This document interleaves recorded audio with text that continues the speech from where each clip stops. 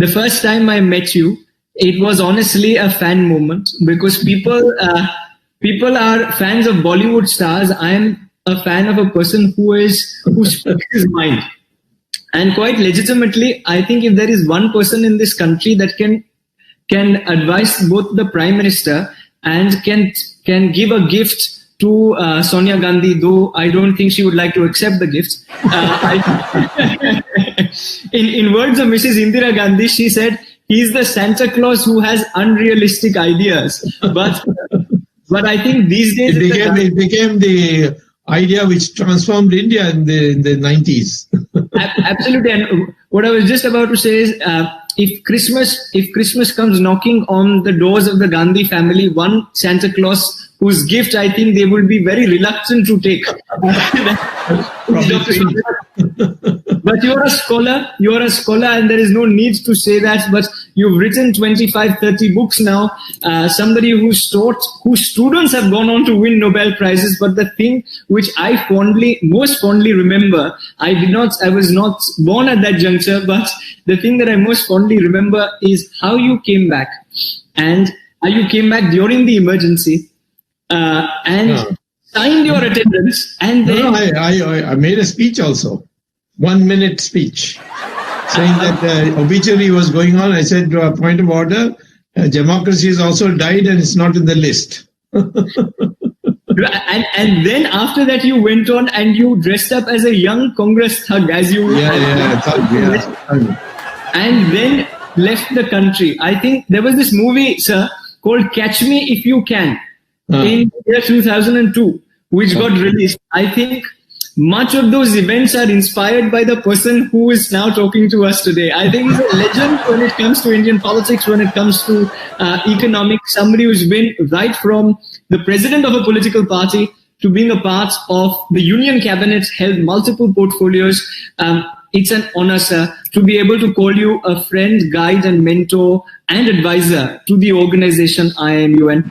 Thank you for taking your time and coming here and joining us. You too, at a young age, has created a huge organization of very eminent people we have brought together and foisted me on the top of it. So it's only possible because there are people such as you who are combined and who are together in that cohort. And the first question is, in the parliament, when you went to the parliament and the 1 minute speech that you made in the parliament, and if I may quote you, you mentioned, I have a point of order. Yes. There is no obituary reference for democracy. I just pulled it up because you mentioned it, sir. Yes. There is no obituary reference for democracy. Yes. It has also died. Yes. In today's day and age, sir, there are so many of us who feel that we have the very fundamental rights to move about is something that is restricted and restrained. In your opinion, sir, was the lockdown necessary, especially in areas and districts? And I see your 8 p.m. show, but in districts and areas where we did not have any COVID cases, according to you? Yeah. 300 districts, sir. Out of 739 districts, 300 we have none. And in fact, only 81 districts are really where there's a serious epidemic of or pandemic of coronavirus. So I think we should have begun with that and cordoned them off. Second is, we started late. We had information in January, and we could have. In fact, by the way, India was an illegal collaborator in the research on bats, and they assisted the Wuhan University and the US Defense Department to do research in Nagaland, where there are lots of bats. And the Tata Institute of Fundamental Research was our party, and they were illegally there. There's an ongoing inquiry now after I raised the matter. So we had knowledge even in December, but the Tata Institute of Fundamental Research didn't pass it on. Right. We came to learn through our embassy in January because there was a formal announcement of the WHO. But the Prime Minister, I think, was so taken up with the idea of Donald Trump coming to India that he delayed it.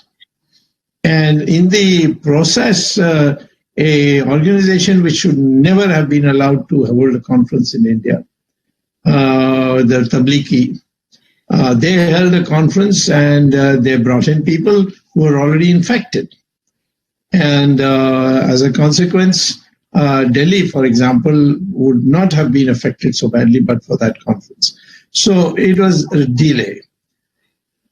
Having decided to lock down, it should have begun with these districts which were not at all, which were affected and seriously affected.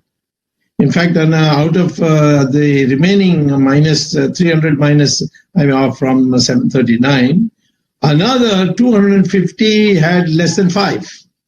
Correct. So therefore, we should have restricted it to the maximum 100, but certainly more, between 81 and 100.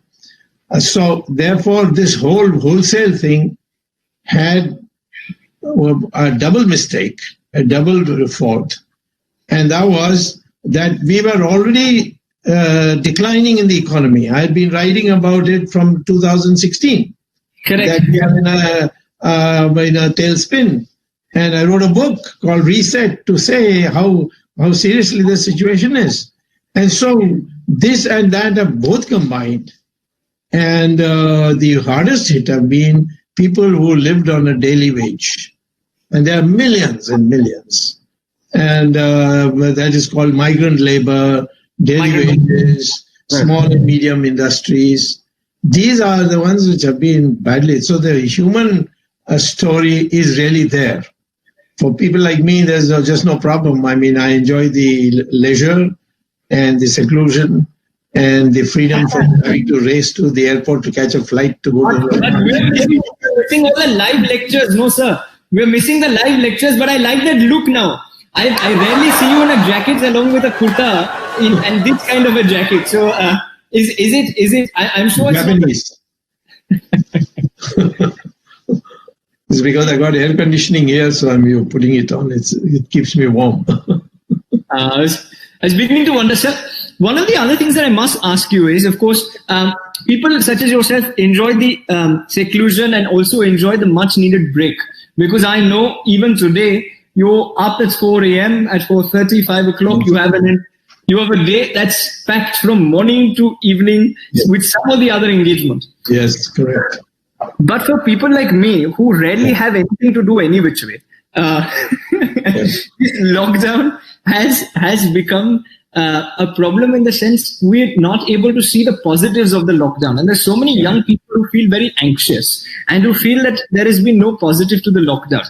According to you, has there been any positive to the lockdown or the pandemic as a whole? Individually, yes, there is vast scope for it. For example, if somebody asks me what shall I do in this lockdown, correct. I'll say learn Sanskrit. Why? Because the language of the future is no more the language of the past. Why is the language of the future? Because now artificial intelligence has decided that in storing knowledge, the best language is Sanskrit.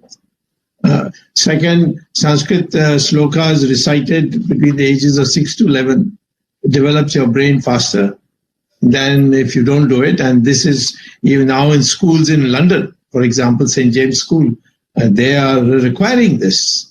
So if you don't know Sanskrit, learn Sanskrit.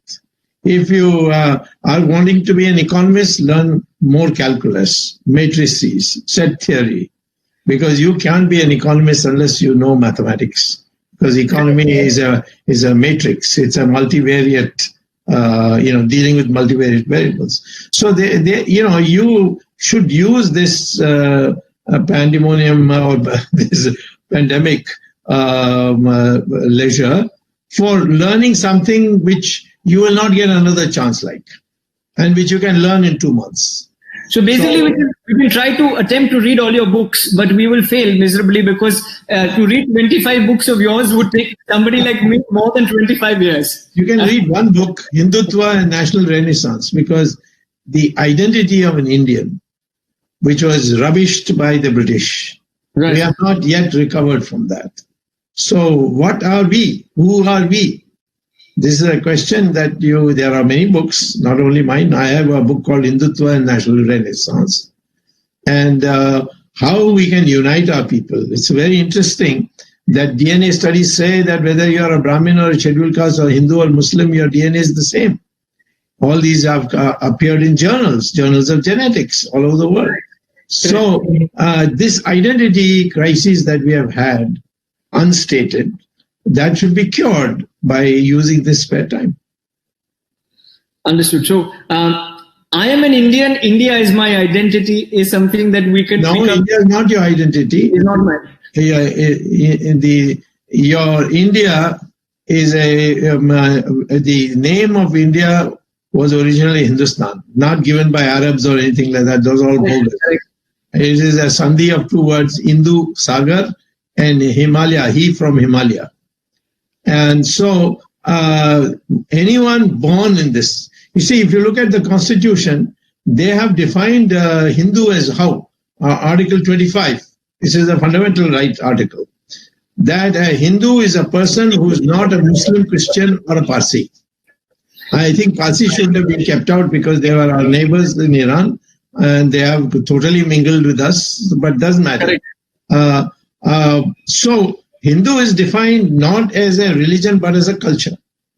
And after all, so many schools of thought there are, except there are some common things that all religions lead to God is one precept we have, which no other religion has, major religion has, which says my way or the highway. So the identity is a liberal person who is willing to accommodate. To call us Hindutvavadis as Hitler's followers and so on is rubbish, because Hitler disowned the Jews, saying that they are vermin.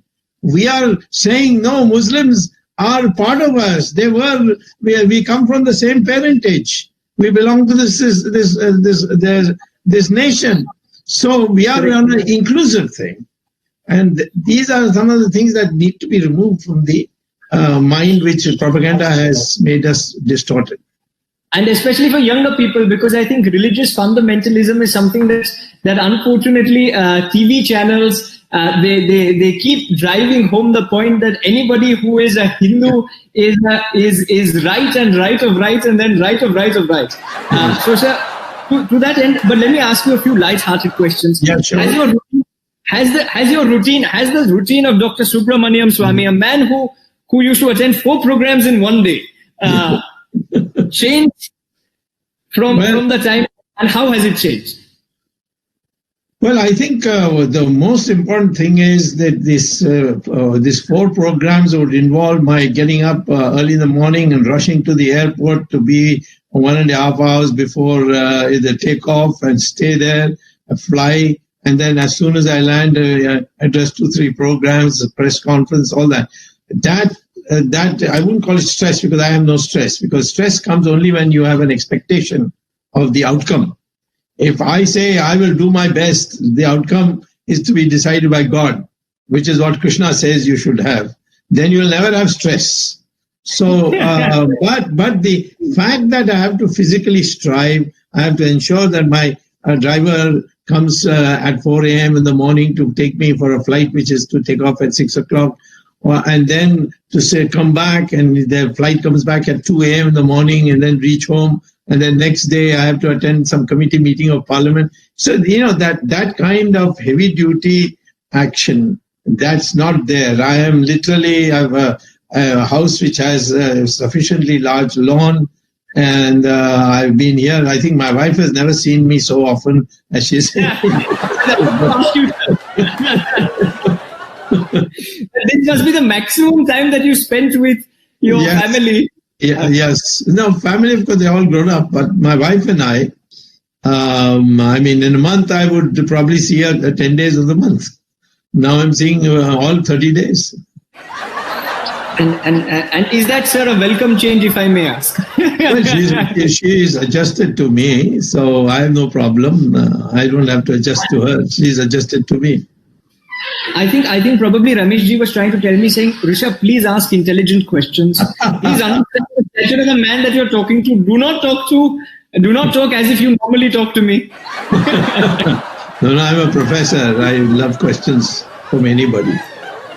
No, sir, but I must ask you, the second part of our show is called Kuch Toh Karona. So we've taken the word Corona and we've added things before and after it. Yes. So in Kuch Toh Karona, the first question that I want to ask you is, you spoke about heavy duty. And the first thing that comes to mind as somebody who also helps in the family business is how these duties and how the economy is going to shape up, especially given the fact that, what has been happening from the government's end in many cases. And I've seen Mr. Bajaj's interview and so many other learned people who've been speaking about this, that could the government have dealt with the situation a little differently? And what would you recommend if you were the finance minister? You mean in the economy? In the economy, sir. And how would we revive the economy?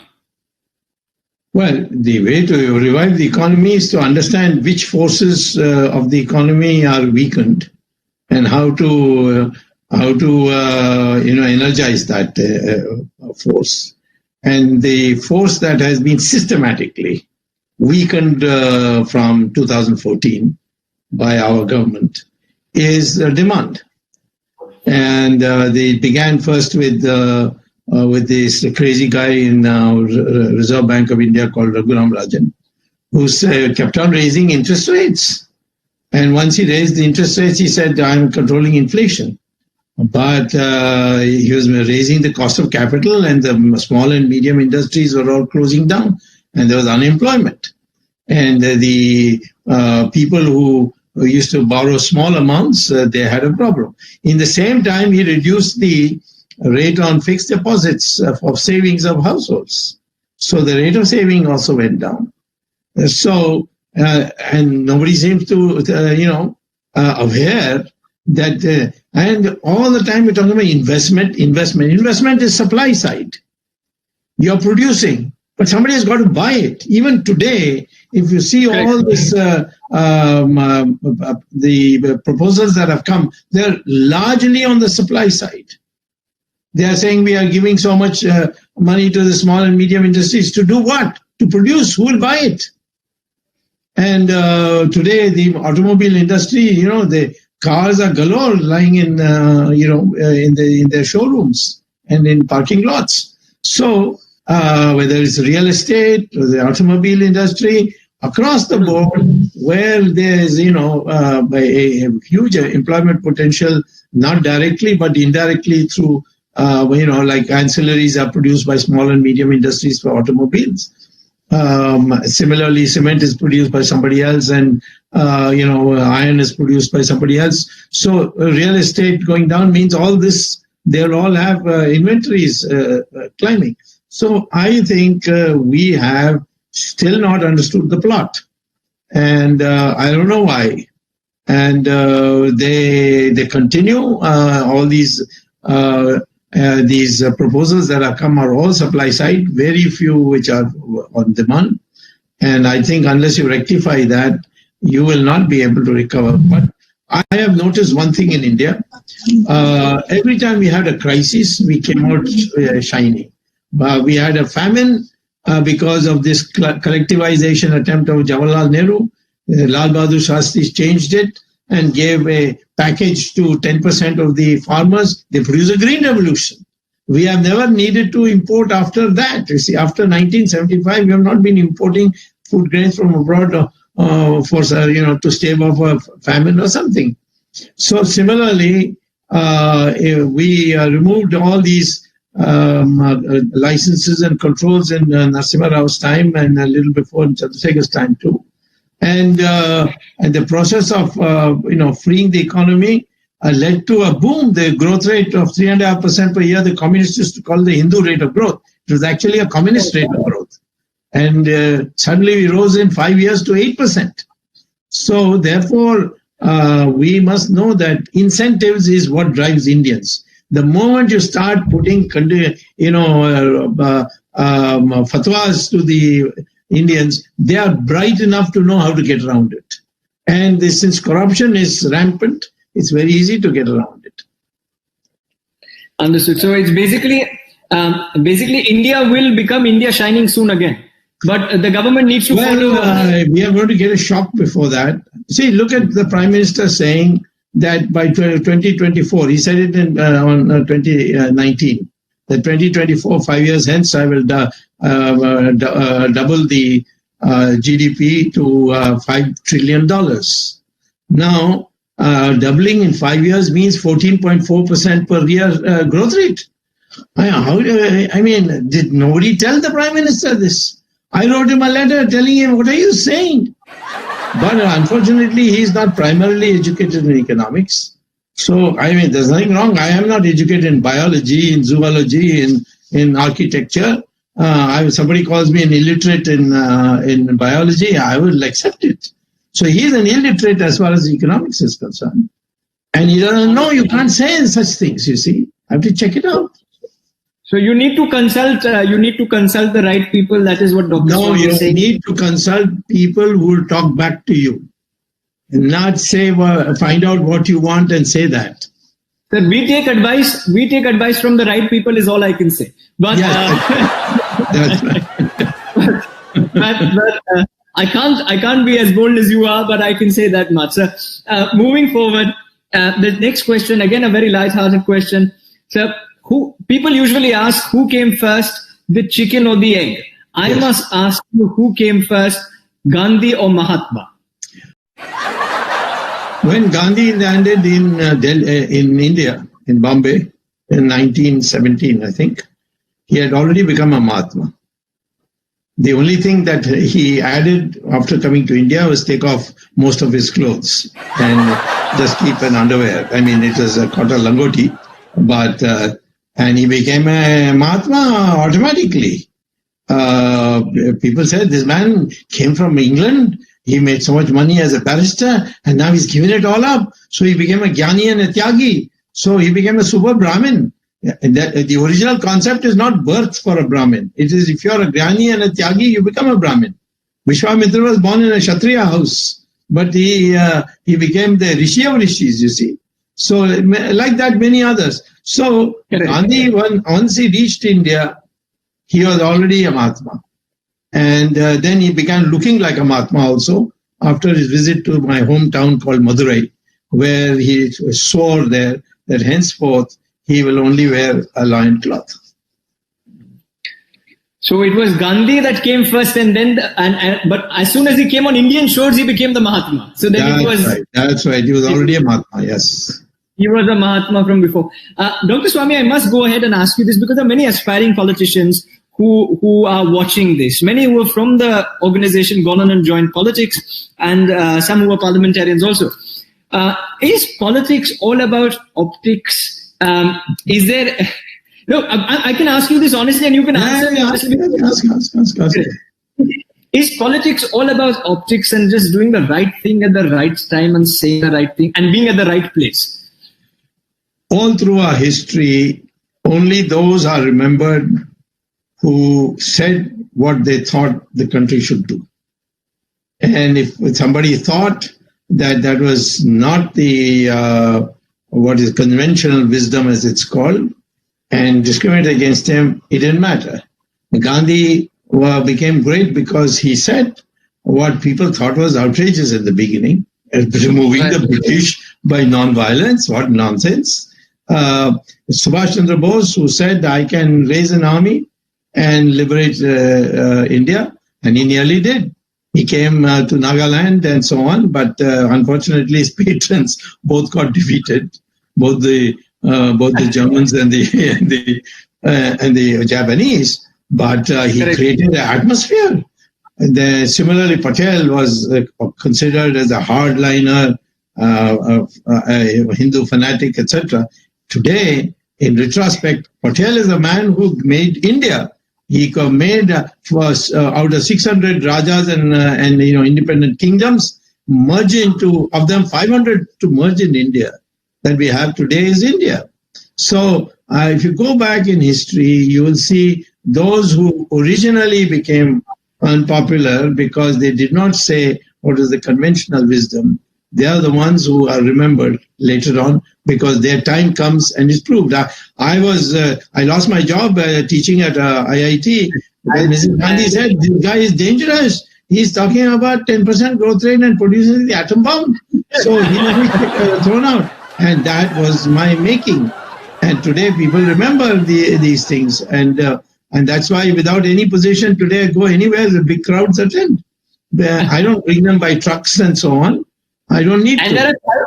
And Dr. Swami, I must tell you, there are thousands of young people also who are watching this live today on Instagram. Yes. And talking about young people, it is only right that because the majority of people who are watching this show are young people, I must ask you a fun rapid fire. Yeah. At the end of this show, but I would request you to tell me the first thing that comes to your mind when I say the following words. Yes. In most cases, I tell people saying, please answer honestly. In your case, I do not think I need to even bother saying, please answer honestly, because there will be nothing but honesty. And I'll start with a very interesting word. The first word, Sonia Gandhi. Sonia Gandhi, I will say, would be what we'll call Al Capone. First word. Okay. Food. When somebody says food, Dr. Swami, what's the first thing that comes to mind? Chinese. I think of China, I think of Chinese food. Somebody asks me, what food do you like? I'll say Chinese. And I think that is the boldest statement coming from any Indian at this juncture, saying the food that I like the most is Chinese. Yes, everybody knows that. So the third thing that I would like to ask you is, when somebody says Nehru, what's the first thing that comes to mind? Well, I will say fake. Because everything he stood for was fake. He said Hindi Chini bye-bye, that was fake.